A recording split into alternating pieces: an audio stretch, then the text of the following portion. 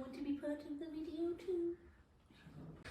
Hi, it's January 1st. We've successfully celebrated New Year's Eve. And to ring in the new year, I thought we would all share the book that we read last year that we enjoyed the very, very most. James, you said you've forgotten it. I'll start with you. Robin, tell us, what was your favourite book you read in 2022? It's always hard to tell, but I'll choose by Joseph Boyden Wenjack. I didn't really, I enjoyed it a lot, but it's a very, very sad book. Okay. So basically it's about a boy called Charlie Wenjack, and he was a boy at a residential school in Canada, an obscure boy who wanted to run away, to run home, and he dies on the way. And there was like I think it was about the 50th anniversary of his death or something that it was written for.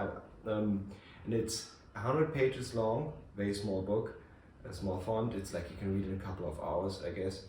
But it keeps you thinking for a lot, and it's kind of a poem in prose, I would say. And it's fiction. And it's fiction, yeah. And it's also beautifully because there's always like one chapter is like about the from the perspective of the boy. The next is the perspective of, they call it Manitus, like animal spirits that observe the boy and also comment it. And then it goes back and forth and back and forth. And the whole thing is in prose, written in prose. Yeah, it's in prose, but it's very poetically, so that I guess technically it's just a novella, but you could call it, I guess, a poem in prose. And it was very sad and beautiful, and gave me also a window into like this tragic and still not like healed past presence of Canada. And yeah, that was really moving, and like although you can read it like really in a couple of hours if you keep thinking about it for longer. And nice. And also another beautiful thing about this perspective shift of like the spirit animals commenting it and seeing it. It was like when the boy was like when you were like from the perspective of the boy, you could always like, I don't know, like there were owls there, or they were like fishes, and they did something a bit extraordinary, but not as extraordinary that you couldn't like just like, this is like a bird flying there looking, the raven like flying by, so that it's like it has like a supernatural element that also doesn't have to be a supernatural element, kind of. Okay. Like I'm gonna close the balcony door. yeah. So that was very sad and very beautiful. And final question. Who would you recommend this book to? anyone who, it could be, someone who wants to maybe have a window into like residential school, past First Nation problems. I think it's not, it's a poem, like this could be just like maybe an entrance to it, like if you want to approach it like poetically or like in a little novella. Or like anyway, like if you like sad books, or if you like poetic books, or if you want to read something else, or like I guess if you want to look at the world a little bit, I guess anyone who is like prepared for like this story to not end well. Okay. Yeah, like it's not soft spoiler, like prepare to be sad. Yeah, but it's also on the back of the it's also a sad topic. Yeah. And I don't know, like if you want to read anything about residential school, I think there's nothing good. So it's happy. Yeah. There's not a happy topic. Yeah. Okay, Kirsty, you're ready. You're obviously prepping some page. Oh yeah. What's your favorite book you read last year? My favorite book is also a book that James now owns, because we did it as part of the book exchange, by, it's spelled with an Alex E. Harrow, or is it Alex? I don't know, it's like Alex was spelled with an I instead of an E, so I don't know. Alex Harrow? The Once and Future Witches. And I actually listened to it as an audiobook, quite early in the beginning. I think like maybe in January or February. Like was one of the first books that I Ooh. finished in the year, or maybe I had started it the year before. I'm not exactly sure the timeline there, and it was pretty long as an audiobook.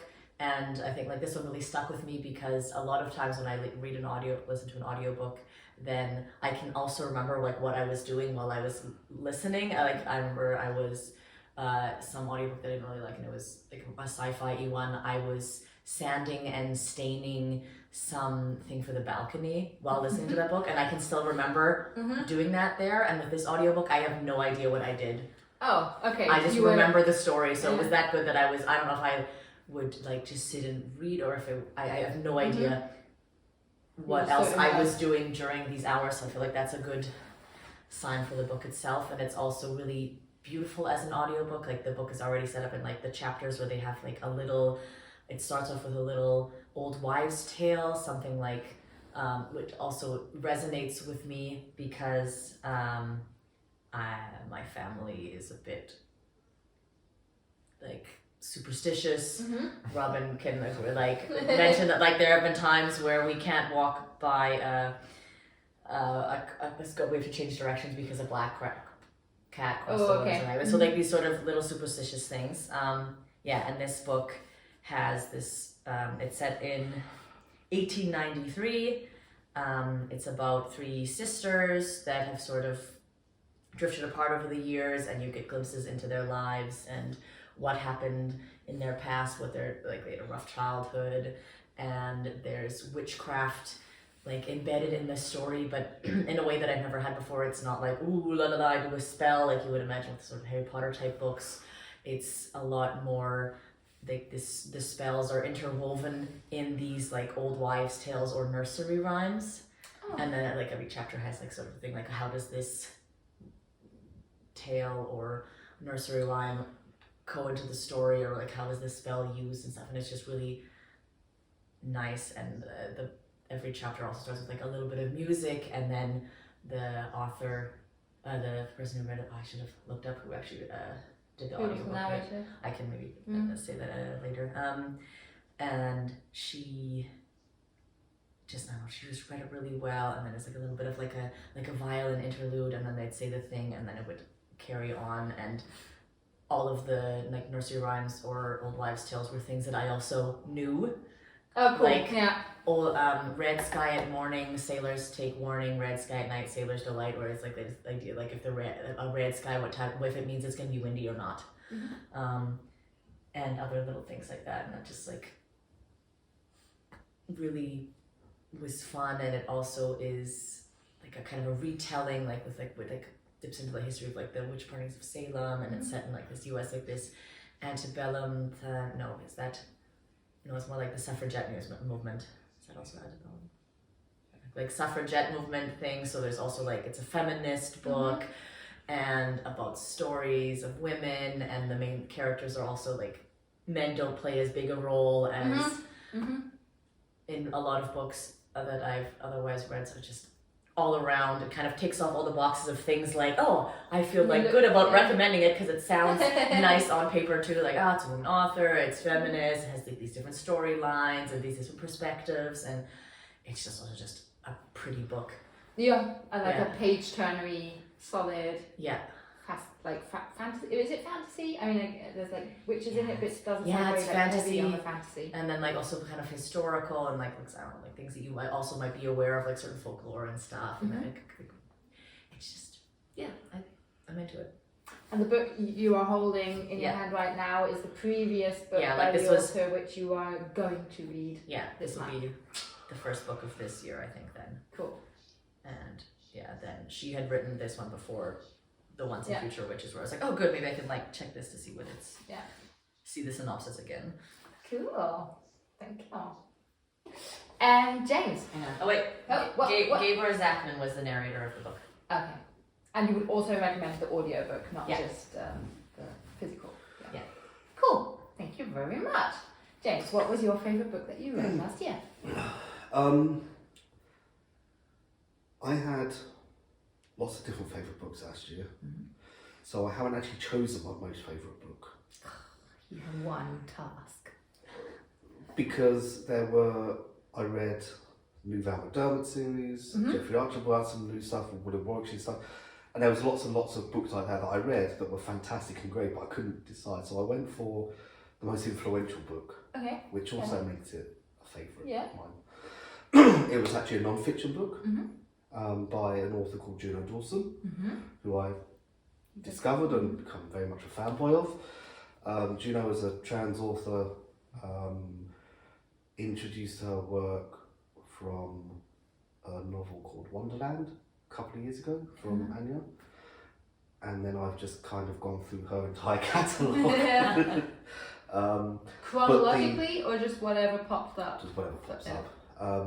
But the book that I want to talk about is a book called The Gender Issue, and it's I think the full title is Gender Issue: The Problem with Men and Women from Someone Who's Been Both. And it's a kind of a semi-biographical kind of memoir, if you like, of Juno living her first 15 years as a gay man before transitioning.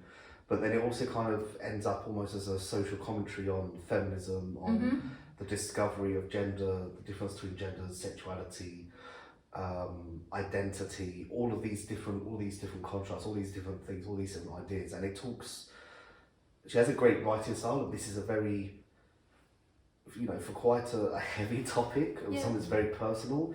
You feel connected, immediately from the start. It's written in a very light-hearted way. Some people appreciate that, others don't. I found it easier to kind of read and to connect. And yeah, it kind of just talks about growing up when, she realised very early on that perhaps she'd been born into the wrong gender, and it kind of just follows her path, follows her journey, talks about, there's lots and lots of pop culture references in there. So by the end of the first chapter, Dwayne's spoken about things like Spice Girls and Buffy the Vampire Slayer and that kind of thing. So sort of our age group. Yeah, so similar age anyway. So I got all the pop culture references, which was great. And it was just very, very insightful as a topic, as a whole. I think there's not enough education given around this topic. There's no education given around this topic, and for me, I wanted to learn more for various different reasons, and I think it was, for me it was one of probably the most influential book I read last year, and that kind of allowed me to have a better understanding, allowed me to connect with some of my friends on a better level, understand their journey. That's my foot. Thank you, that's your So that's kind of the book I chose. Cool. And as far as non-fiction goes, you'd say it's quite a approachable, personable book. It's very, very approachable. It's written in a very familiar way, very joking. Makes light almost of some serious issues, some serious struggles, and the journey and her past and her time living as a gay man was written in a very skillful way. That it's easy when you're reading it to kind of, there's so much more behind it, but she puts it across in such a skillful way that you're not, you're sat there and you're like, Jesus, this is terrible. Someone has to suffer, or someone has to deal with this prejudice, or with these difficulties, and with everything that goes along with that. But it's not done in a very skillful way. So it's you're able to continue reading. You're not just gonna overwhelmed. Yeah. And funny, maybe I have to check that one out first, because before Christmas I read a Juno Dawson, Stay Another Day, from Dora, from the Kill Connection, which I only thought was so. Like, it was a sort of contemporary Christmas story. And, like, the characters were interesting, but I also found it all a bit too soap opera-y. Like, it was like quite like everything happens that can happen. And I think I would like to read some non-fiction. For her fiction and stuff, I would recommend Meat Market, Clean and Wonderland. Mhm. That's the London trilogy thing. Oh yeah, That got me into it. That amazing, absolutely incredible. Cool. So not only a favourite book, but also like a very big author recommendation on the Very, very big author recommendation. And I think that anyone who's interested, anyone who wants to educate themselves more around the topic of gender, sexuality, identity, feminism, this is a good starting place. It's a good book. It's a good starting place for anyone that's curious, anyone who wants to support themselves. I think it would be a fantastic starting place. while at the same time also just being entertaining. Yes. Cool. Very cool. I also have a non-fiction book. My favourite book last year was also kind of difficult. I read a lot of like super mediocre books last year. So I actually didn't have that many to pick from, like my favourite. My favourite is called A Line Above the Sky by Helen Mort, and she's a UK-based author. This is non-fiction, and this really fits like this niche in non-fiction nature writing that I really enjoy. So she's a mountain climber, and in this she writes about like the tagline is a story of mountains and motherhood. So she writes about how unbelievably scary rock climbing can be and how dangerous, and then she also becomes a mother and how unbelievably scary and dangerous that can be.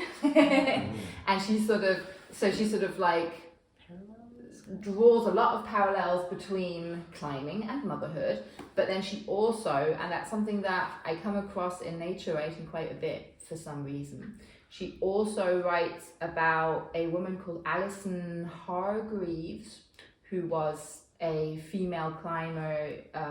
When did she live? From 1962 to 1995. And rock climbers are very heavily in the minority. That's a very complicated way of saying there's very few female rock climbers, mountain climbers. And Alison Hargreaves was like one of the big UK rock climbers, and she died when she was 33 during, one thinks, like an accident when climbing, and she left I think 2 young children behind. Also had like quite a challenging life as like a young adult, sort of like mental like challenges, psychological challenges, and like all this gets chucked together, and you would think it's messy and unnecessarily complicated in this book, but it all fits together so neatly, like talking about the challenges of being a woman in a like male hobby club, like in like a community of climbers, the many parallels of how the few female climbers usually get brought into the hobby by a male figure, father, partner, and how there's like quite often then like an imbalance in that for a while, and then this whole element of becoming a mother, and what she talks about quite a lot, which is something that I find quite interesting because I feel like it's quite a taboo when you talk about motherhood, is how she's really scared to give up part of her identity and this like climbing and freedom and danger and seeking out danger, because why not? It's like a thrill of feeling alive is then something she feels she's not allowed to do as much as a mother. She gets a lot of judgment for doing that because now she's not a person anymore, now she's just a mother. And it was just also just written in a really beautiful way. I did need a few pages to get into it, because there are like in between chapters there will be like 1 or 2 page like mini breaks in it where you're not quite sure like what she's talking about, but you kind of like have to stick with it for a little bit to just like get into the literary style, and then it does start making sense how she like winds together the life of this deceased climber with her own. and nature writing memoirs on like niche topics, like a very specific little world of books, is something that I enjoy anyway. So yeah, I read this like in July, I think, and it ended up being my favorite book of the month, of the year, even. Yeah, cool. And you recommend it to anyone? I mean, sure, I think it's a great book. I think I would recommend it to everyone. Although I think there is a certain reader who dislikes memoirs because, how do I put this? I think some people will find this like navel-gazy. Like, obviously she's reflecting on her life, her experiences. She draws the parallel to this other climber, but it's still like very much this microcosm. And I do think if you have like zero interest in a very like white lady experience of turning into a mother, I'm sure there are people who will like roll their eyes at this, like, oh yeah, your life is so tough, you've just had a child and now you can't go climbing on the weekends. Like, like I'm sure there are people who will be a bit, They won't jive with it. yeah, they'll like get a bit, you can get rubbed up the wrong way with that. But I have white lady problems, so I do think it's interesting. And I think, and I am also cautious with recommending books that touch on like motherhood to certain readers, because I think that is just a topic that is also very personal, and it's like there are a lot of people who just choose to not read about it for certain reasons because it can be upsetting, or it's something you find boring. I mean, there's plenty other things you can talk about when you're talking about the female experience. Motherhood doesn't have to factor in there if you don't want to. So like I would exclude, based on the theme, I would exclude. It's some not for people, everyone because of the specific topics that yeah. But when it comes to like writing style and everything, like, yeah, give it a shot. I think it's really beautiful and very quotable. Is it like just a memoir, or is it just like a memoir, or is there like an epiphany at the end of it, or without giving away any spoilers? Or I mean, I think the strongest theme for me was this theme of wanting to embrace danger. Okay. And sort of walking the line between like wanting to get the very most out of life and like not leading like a tame life, but like how do you make sure that you're not just being like reckless and like hedonistic, and that's also not the pinnacle of everything. Like I thought that was like the strongest theme or like moral of the story, or like whatever, but I do think a strength of this is that different readers will resonate with different parts of the story. I think she does talk about like her relationship with a man that she ends up having a child with as well,